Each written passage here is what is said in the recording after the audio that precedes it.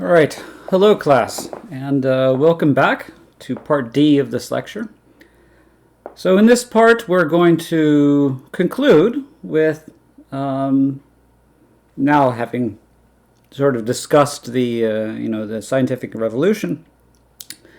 We'll first introduce Kepler's 3 laws of planetary motion, talking about what exactly they are, and then we'll talk briefly about Isaac Newton, who took those 3 laws of Kepler planetary motion and basically derived them, or perhaps used them to derive the law of universal gravitation.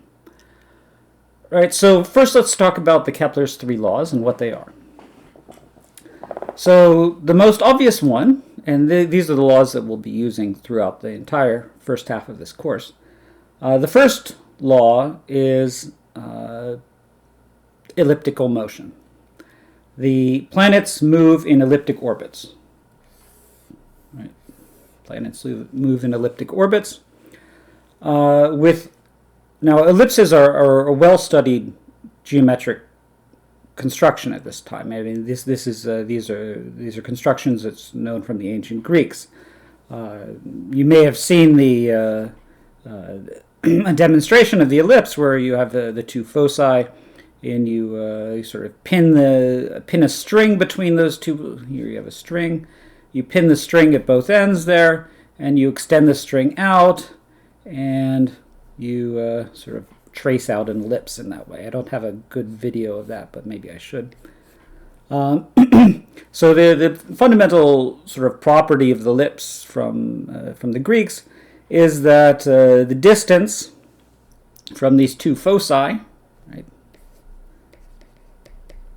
to a point on the ellipse is constant, right? A1 plus A2.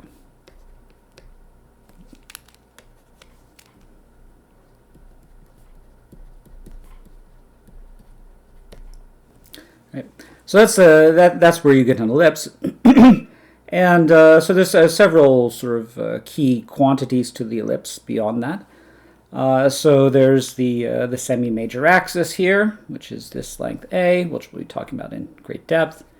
There's the semi-minor axis, which is the distance from the center between those 2 foci to the vertical.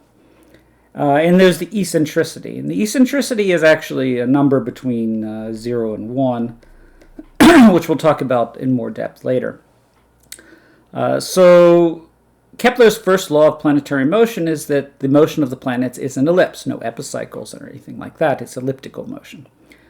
Furthermore, the foci, one of the foci of the ellipse is the planet itself, and the other focus is vacant. Right, there's nothing there. So this is actually not that far off from, say, Ptolemaic model, right? Remember the Ptolemaic model had equants and eccentrics, right? So there was the center was actually called the eccentric, and then the Earth here was one over here, and then there was an equant over here, right, in the Ptolemaic model. And the equant is vacant, right? And this is the eccentric. And so, right, it's not that huge a leap to going from sort of this vacant equant to making that a focus, and then taking this eccentric and making the distance here AE, which is the semi-major axis type eccentricity, which is a basic property of ellipses. Right, so that's a major contribution right here of Kepler's first law. So buried in Kepler's treatise, among all the mystical rantings and so forth, we have Kepler's first law of planetary motion, which is all well and good, right? That's observation based. You have an observations of the motion of the planets in sort of a Copernican framework. And you can, if you look carefully enough, you can see that elliptic motion, right? It's fairly obvious. The next law of planetary motion, however, is perhaps more important, which is the one which allowed Kepler to make predictions. So predictive power. So specifically, it allows him to tell where, as a function of time, the planet will be on the ellipse at future points in time, right? Predictions. Now that's a little bit harder, and it required Kepler to essentially find the velocities of the planets, and the velocities of these planets are not constant. They speed up and they slow down, and there's no easy formula for what is the velocity of the planets as a function of time. So the real genius of Kepler's second law is actually showing that there is a constant. It's not velocity. There is a constant in this equation, which is the rate of sweep of area as a function of time. So the area from the focus to the planet, right, planet position 1, planet position 2, the area that's swept out as a function of time is constant. So the planets sweep equal areas in equal times. And this Kepler's second law of planetary motion is actually probably the most important. I mean, obviously you can't get anywhere without showing that these are ellipses, but showing they're ellipses is actually not a huge stretch based on the data. But finding this rule that the rate of sweep of area is constant was particularly shocking. Right, and then of course, if you want to make a prediction of where a planet will be at a future point in time, and we'll talk about this in great depth, you just say, well, in such and such a time in 1 year, it will have swept out. We know it's a constant rate of sweep of area, so we can figure out how much area will have been swept out after a year, say from there to there, and so all we need to do is then figure out, right, what position corresponds to that particular area. Right? And so all you have to do then is just methodically calculate, okay, I'm going to add a little bit of area, right, make a little triangle there, and I can figure out where the planet will be there. Just add a little more area, figure out where the planet's going to be there, add a little more area, and you just do this methodically as a function of date. And you can figure out where the planets will be. And that's what he used to create his Rudolphine tables. This is almost a differential equation, right? Obviously, there's no differential equations yet because Newton hasn't come along and invented them. But if you just do this process with triangles, right, you can come up with very accurate predictions. And the more triangles you put in, right, the smaller your triangles, the more accurate this prediction is going to be.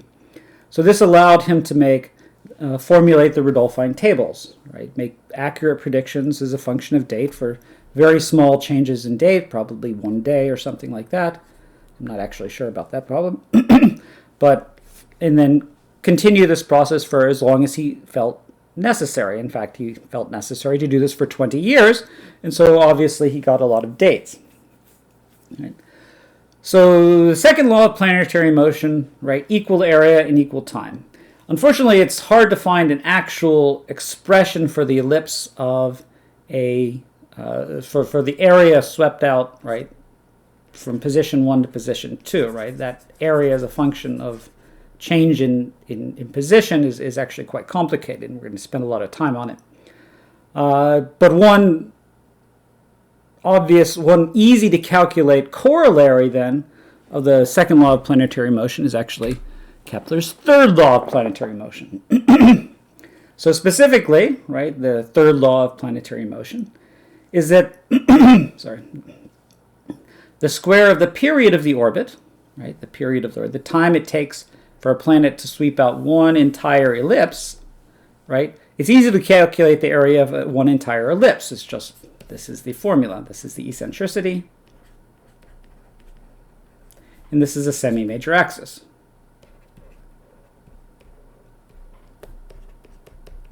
Right, and he can calculate the just based on the this distance and this distance, he can calculate both of those quantities. Right, and so if you sweep out one entire area, right, then you can say, right, A dot is constant. So over one period, right? So for, say, 2 pi radians or 360 degrees, then we're going to sweep out one entire area of the ellipse, right? So he used that to just integrate this, this equation, and came up with the rule, right, that the square of the period then is equal to, proportional to, the cube of the semi-major axis. Now every planet there's a constant of proportionality here, I should say, right? And that constant proportionality depends on the planet. And if actually we'll go through and we'll derive all 3 laws of planetary motion in the next lecture or two.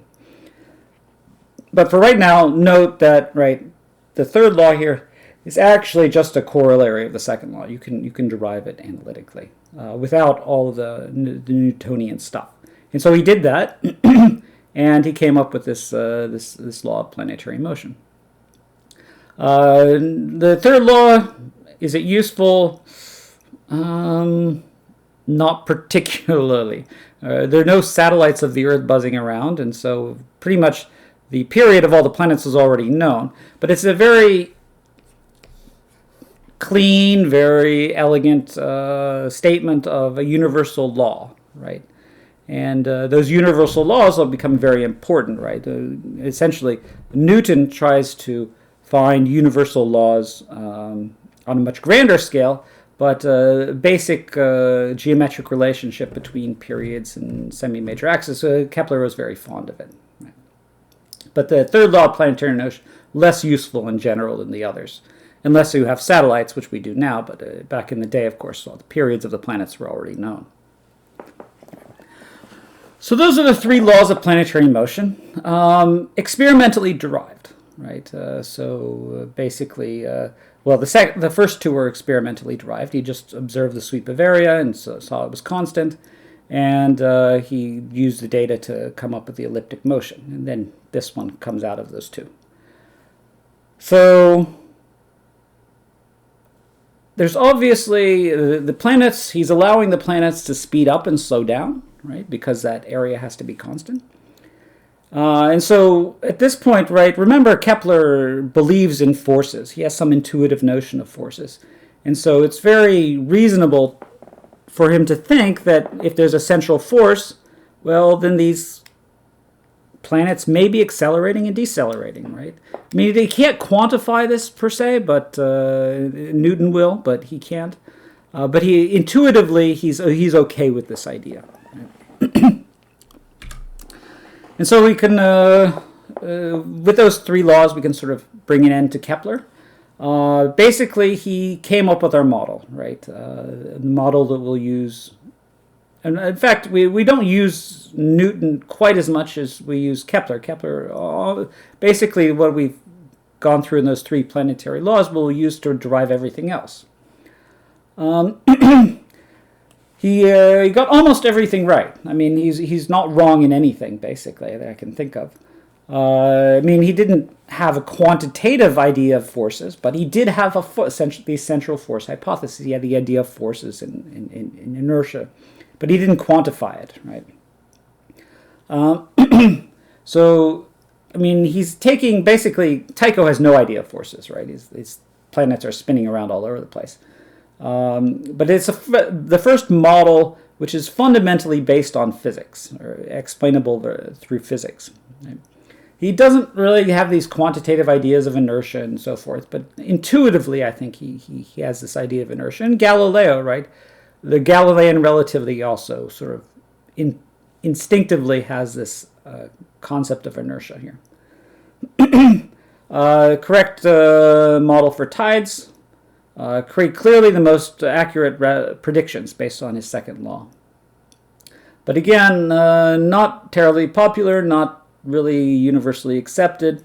In fact, these predictions were used, but the explanation, or the elliptic motion, the physical, right, this is actually what's going on as opposed to just an accurate model, was really not believed until the time of Newton and the Enlightenment.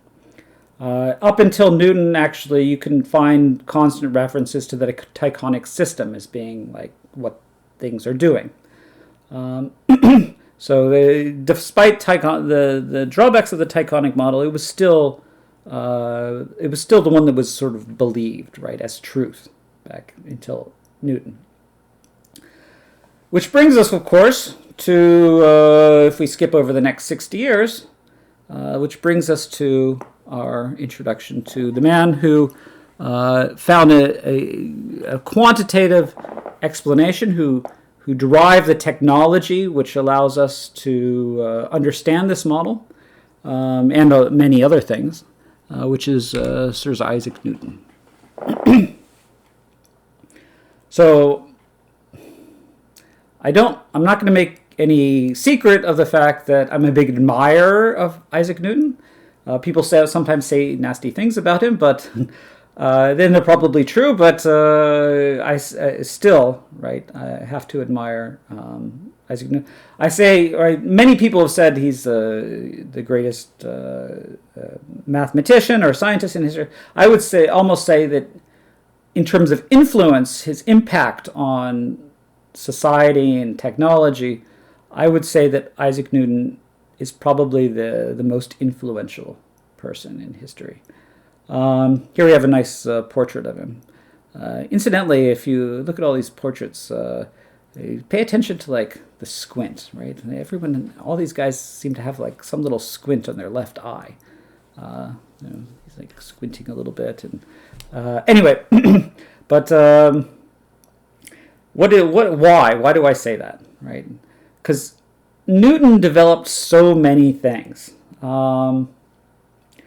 So, for example, differential equations, right? What you studied in high school, differential and integral calculus, was discovered by Newton. Now, to be fair to Leibniz and the other guys, he invented differential and integral calculus, but he apparently kept it to himself for a while, and so at some point he got upset when Leibniz published his differential integral calculus, because Newton said, "Well, I discovered that years ago." This is a common problem with people who sort of take a really long time to sort of develop an idea. Gauss also had this problem.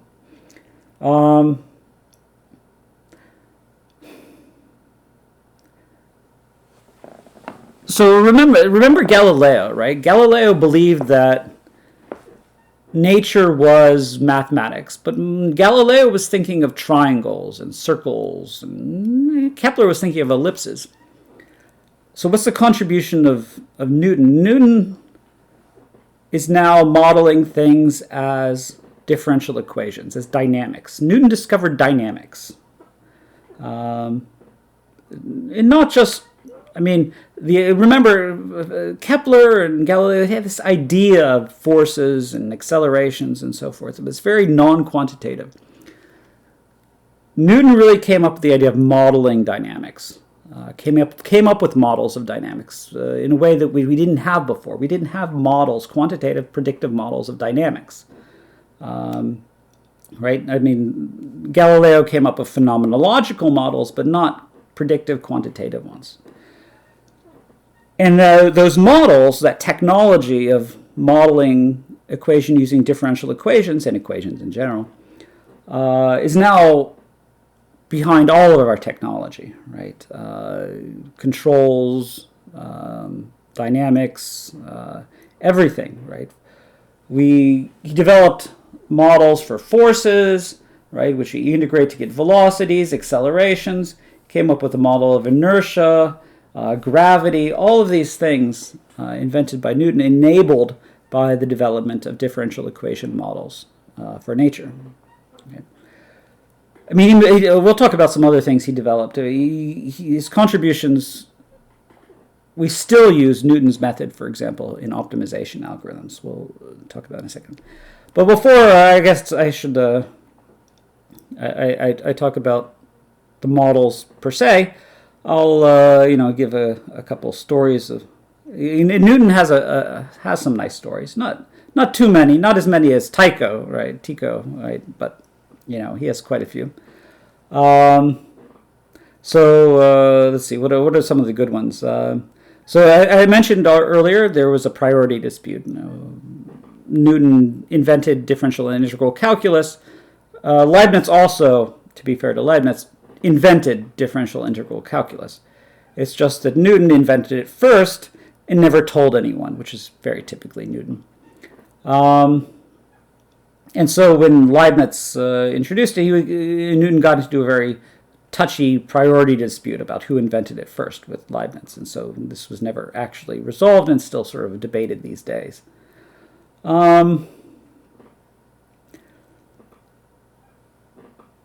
He, despite being touchy, he was generally considered to be fairly modest.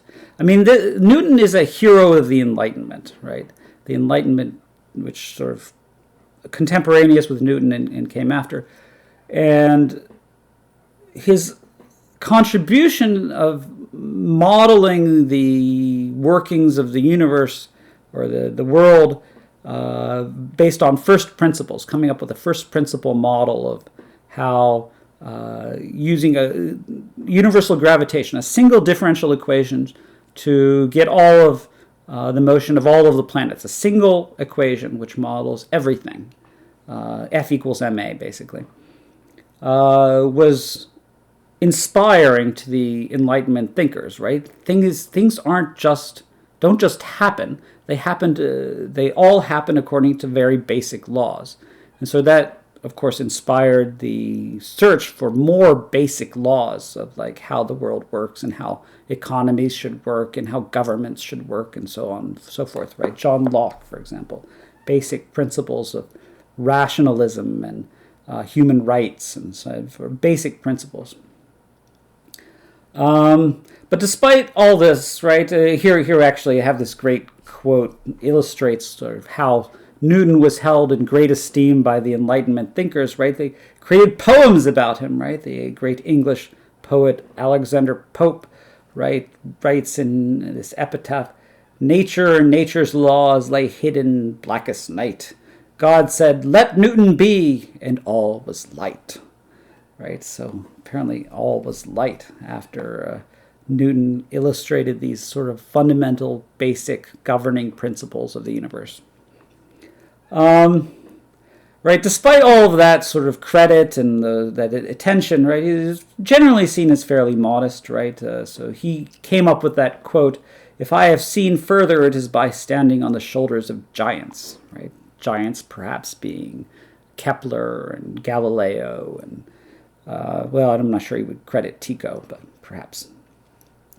But despite that modesty, and I don't know, maybe just part of his character, he was generally considered not a great teacher. Remember, he's a professor at Cambridge. In fact, has a distinguished chair at Cambridge. But he was generally not known as a good teacher. So it was so bad, in fact, that it was said at certain times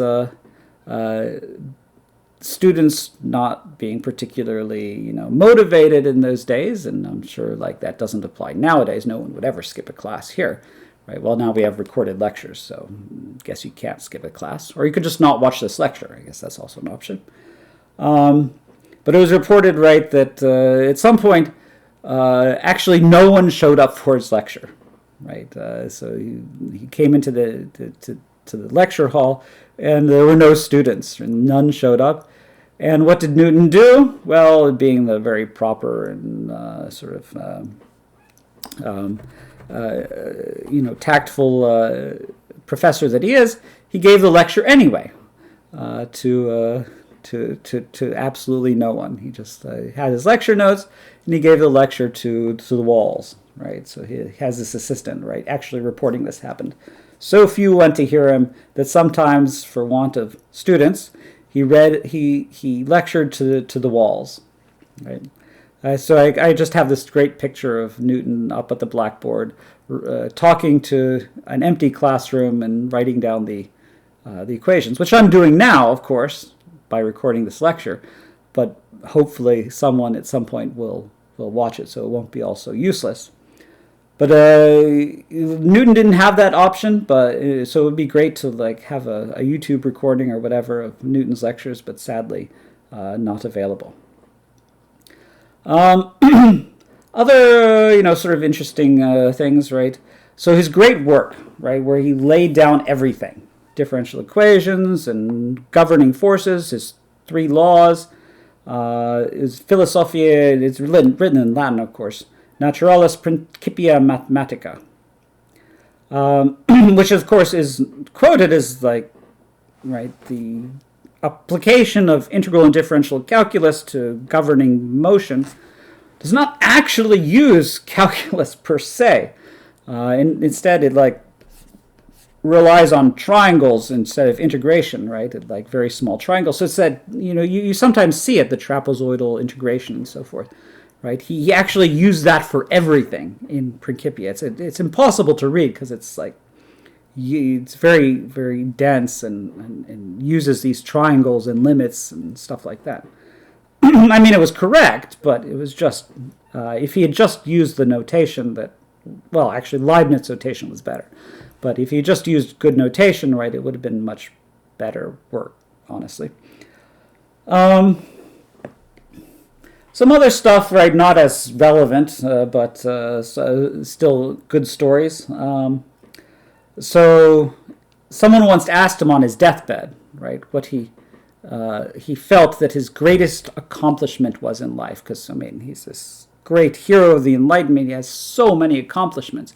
I'll cover a couple more on the next slide, right? Invented telescopes, his work in optics, so many accomplishments. And someone asks him on his deathbed what was his most important accomplishment. And he says, my most important accomplishment was going my entire life and remaining celibate. So obviously he had no children. So apparently he thought that was his greatest accomplishment, which is, to be fair, not that hard, honestly. But maybe it was hard for him. Maybe he had lots of fan people. I don't know. Who knows? But he felt it was very important that scholastics remain celibate for some reason.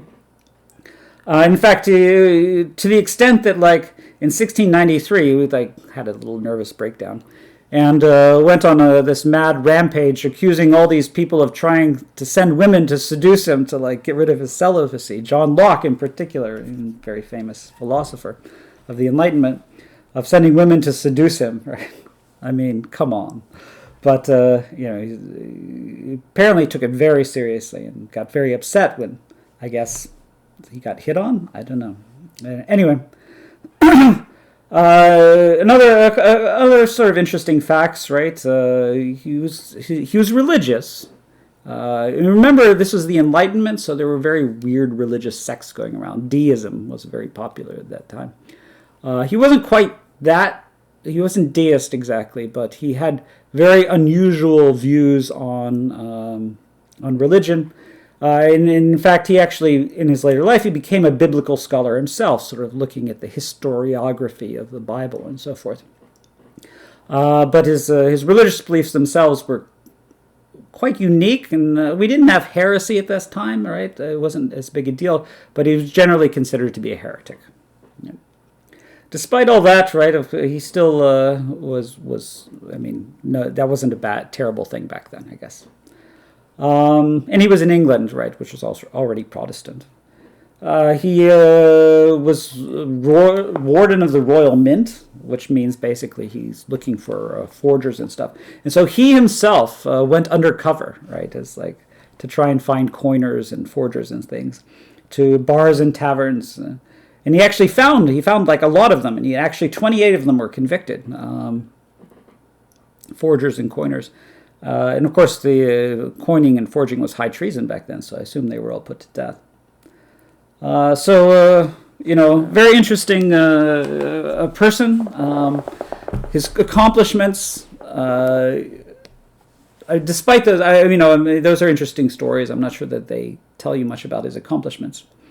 I mean, his great accomplishments, of course, well, perhaps the differential equation modeling is probably the most important accomplishment. Because if you think about it in your college career, how often you use differential equations, right? I mean, we wouldn't have airplanes without differential equations, right? It's balance of forces and so forth, right?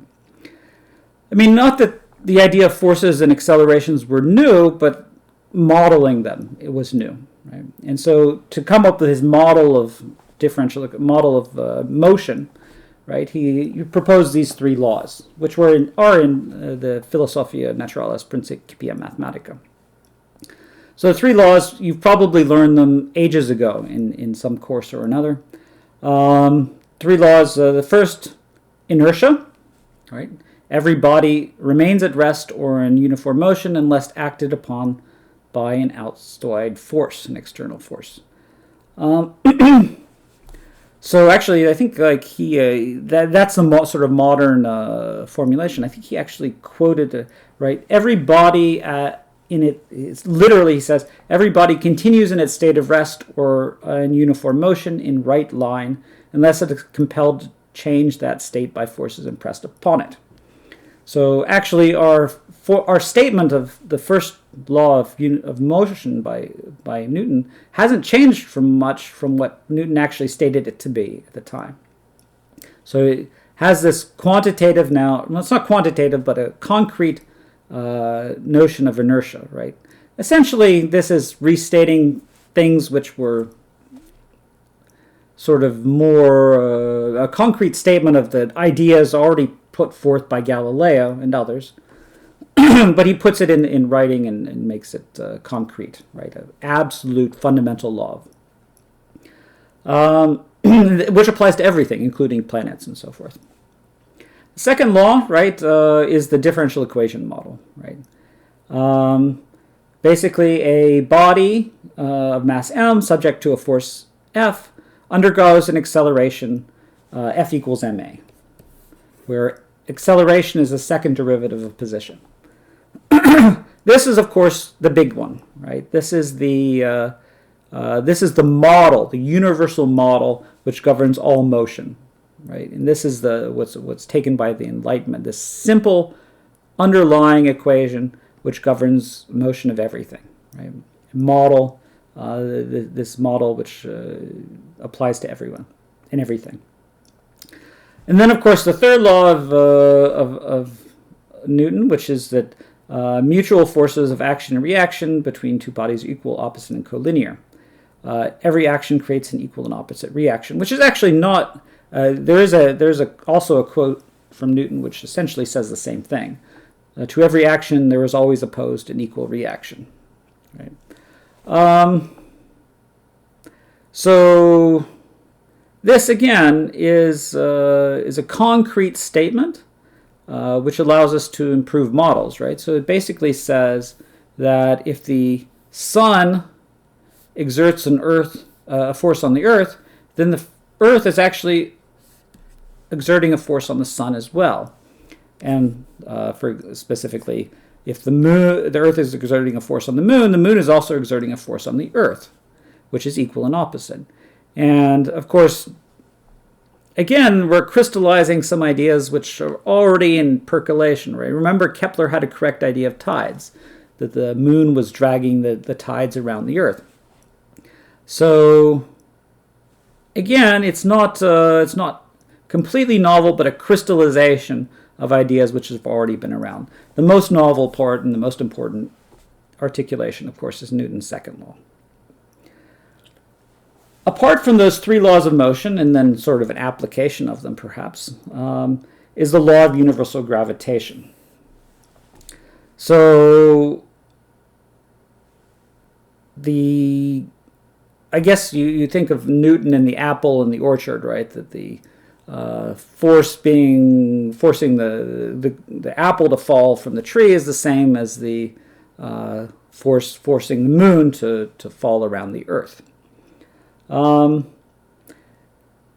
We don't know, it's not clear 100% if that actually happened or in any quantitative way, but it's at least a crystallization of the idea. Basically, everything exerts a force on everything else, which is gravity.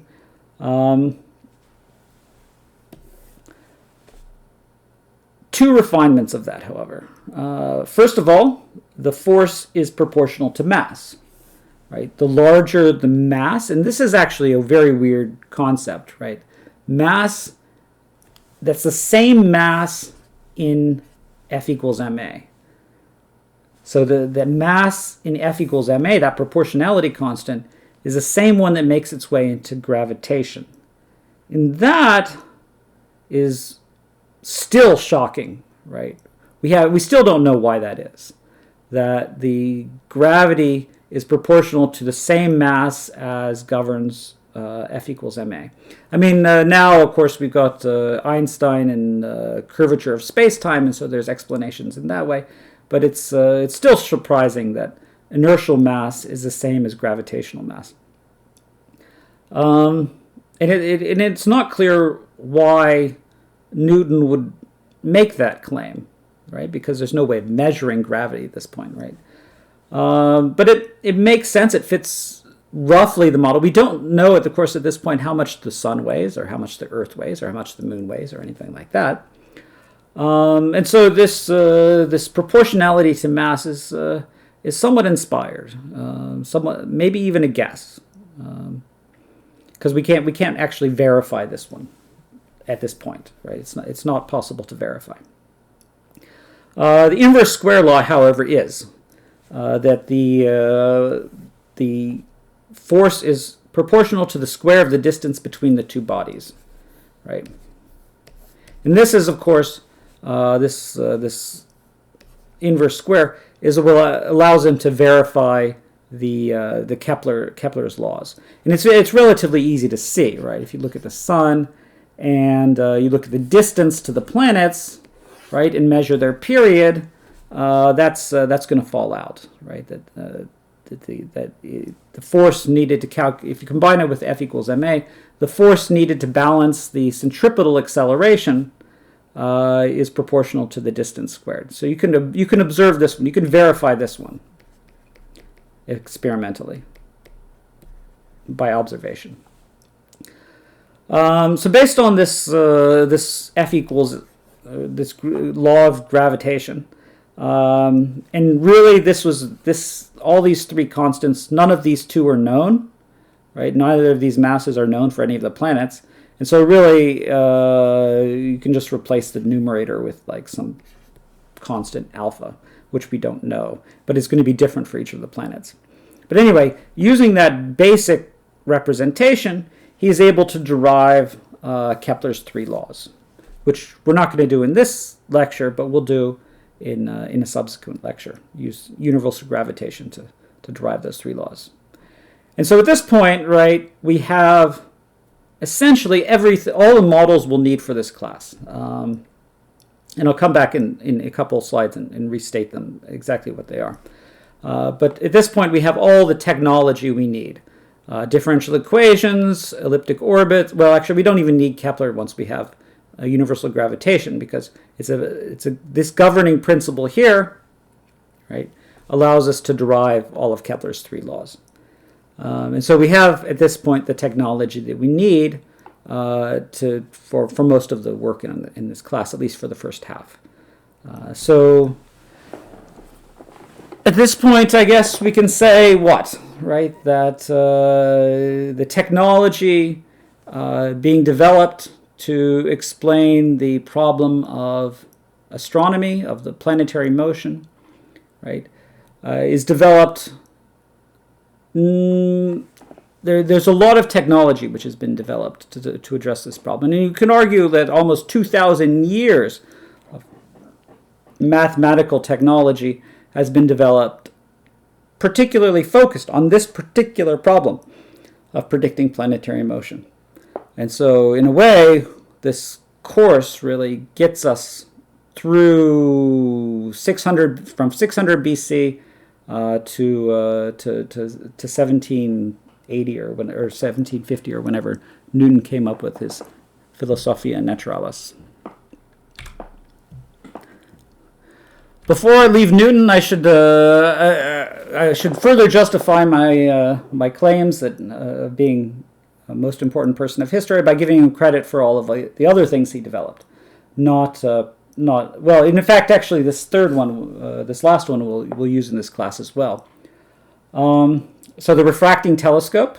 So remember, Galileo's telescope was just a tube. It was the same sort of tube with lenses in it that people would use on ships, right? The refracting telescope, and in fact I have a telescope, my own telescope, the new Dobsonian reflector, is essentially based on this same design, right? The light comes in like this. It's reflected onto a focal point, which is then spit out of the eye hole right there. And this allows you to get a much more powerful image of, that's where you get these images of Saturn and Jupiter, which I just showed you, for example. So this was a big deal. Integral calculus, right? Because, by the way, the refracting telescope actually reflects Newton's first contribution, which is to optics. So he made his name in the ideas of optics. Also colors, right? A theory of color. Prisms and rainbows were, of course, well known, but he demonstrated this idea of colors as being wave motion, also sounds, a wave model of sounds. Integral calculus and differential calculus, again, there's the conflict with Leibniz, who developed it first, the priority dispute, but I'll credit it to Newton. I mean, how could you come up with F equals ma without differential and integral calculus? Infinite sequences in series, again, we often see this in pre-calculus as in a precursor to integral and differential calculus. A more rigorous, say, derivation of integral and differential calculus is allowed by infinite sequences in series. I think the binomial theorem actually is due to Newton. And then further developing this idea of infinite sequences and convergence, the idea of convergence, this concept in analysis we use quite a bit nowadays, was applied to a problem of solving equations. Let me pause and say something more about this. Technology. Remember, this is all about developing technology to solve problems. And at some point, Newton was faced with the problem of solving a nonlinear equation, right? So solving a equation, say x cubed plus 3x plus 1 or something equals 0, right? You want to solve an equation like that. And there's no closed form solution. Actually, hold on, there is, because this is a cubic, right? But add an x to the fifth there. Right? We want to solve that equation for x, find the roots of it. Right? There's no way to solve that equation in general. Well, maybe there is in this case, but more complicated equations, maybe not. And so normally, right, at some point, you'd be faced with this problem of solving this equation. And the problem statement would be find an expression for x, right? Find an expression for the value of x which solves this equation. So think of the quadratic formula, right? That's an expression for x which solves a quadratic equation. But some problems just don't have a solution of that form. And so part of technology is changing the definition of solution. So if you think back to the old days, right, we came up with tables. That was a solution to representing the motion of the planets. Then we came to the Greeks, representing the motion as circles and epicycles and so forth. That was a solution, right? That was the solution that they had. Then we come to Kepler, representing the motion as an ellipse. That was a new form of solution. And then we come to the time of Newton, representing motion as a different equation. That's a new form of solution. And finally, we get to this problem of solving a nonlinear equation, which doesn't have a form which we were looking for in the previous times. And so Newton reformulates the question of the method of solution as, well, I no longer require myself to find an explicit solution for x, but if I can find a sequence of calculations which converges to x, then I'm going to say that's a solution.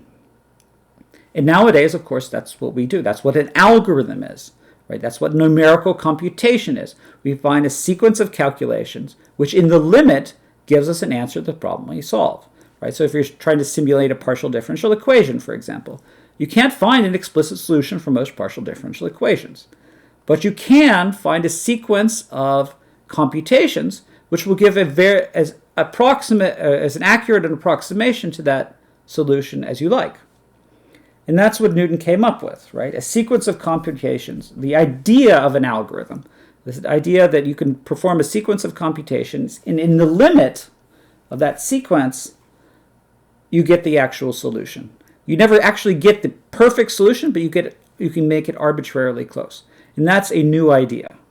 So in a sense, Newton not only developed models for dynamics and universal gravitation and all this stuff, but perhaps more profoundly, he developed a new notion of solution, which is the sequence, which is an algorithm. He developed computational algorithms. And of course, in the day, right, there were no computers to do this, so he probably had assistants which performed these calculations by hand. But nowadays, we do have computers, and Newton's method, for example, for calculating this root of an equation is still, in variations of Newton's method, is still what we use to solve optimization problems, essentially, right? When we're looking for the minimum of a function over a set, we still do a sequence of computations where we compute the derivative, follow it a little bit, compute another one, follow it a little bit, and eventually find the bottom of an optimization problem, the minimum or maximum.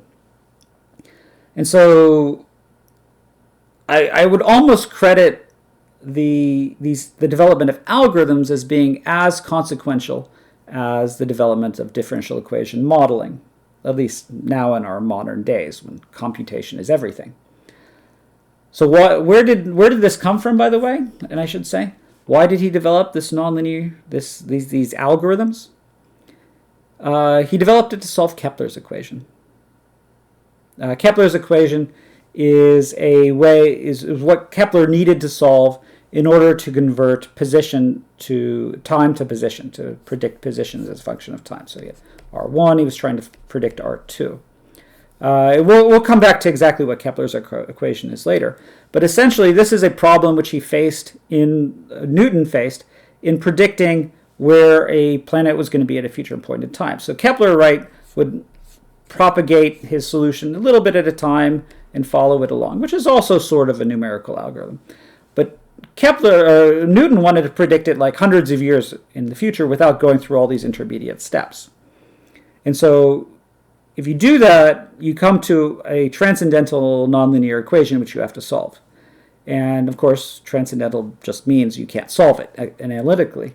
And so what Newton did was come up with an algorithm to solve it, which is called Newton's method. And it's still the method that we use, and we will use in this class, to solve that very same equation, because there hasn't been much improvement on it. It converges very fast, and in fact, we still use it quite often for other problems as well. So in the end, what are we saying? We're saying that technology, a great deal of technology, a great fraction of the technology that we use now was developed to solve the problems that we're solving in this class, basically predicting the motion of planets and satellites. And this process has spanned almost 2,000 years, right? It continues to be developed, right? Einsteinian motion of Mercury. So the first verification of general relativity was special relativity, was to predict the motion of Mercury, right? Because it's moving fast enough that it's slightly relativistic. So the problems we face, orbital mechanics, driver of the technology for over 2,000 years, which has enabled the modern world that we live in today. So to conclude this lecture, right, we're at Newton, right?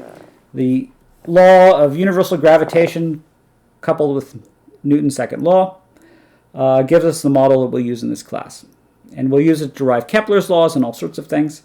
And it's basically this, if we, in vector form at least, that the position, the second derivative of the position of body I is proportional to a universal gravitational constant times the product of the two masses of these two bodies and acts in the direction of the vector between them. Okay. This is our model. We've developed it. It required a great deal of effort, 2,000 years. A great deal of technology was developed to get it. And so hopefully, after all of that, you'll appreciate it at maybe a different level. Right, so to conclude, right, this is a class which studies that model. We study particularly orbital mechanics. More generally, you can extend this to celestial mechanics, but that's a field of study in physics and not here. We're not going to talk about black holes. We won't talk about Big Bang theory or dark matter or any of this. We won't even talk about relativistic mechanics. We're going to stop with the model from the previous slide. We're sticking to orbits. In the next lecture, we're going to extend this model based on what we learned today, considering the problems of momentum, these universal invariants. We'll come up with the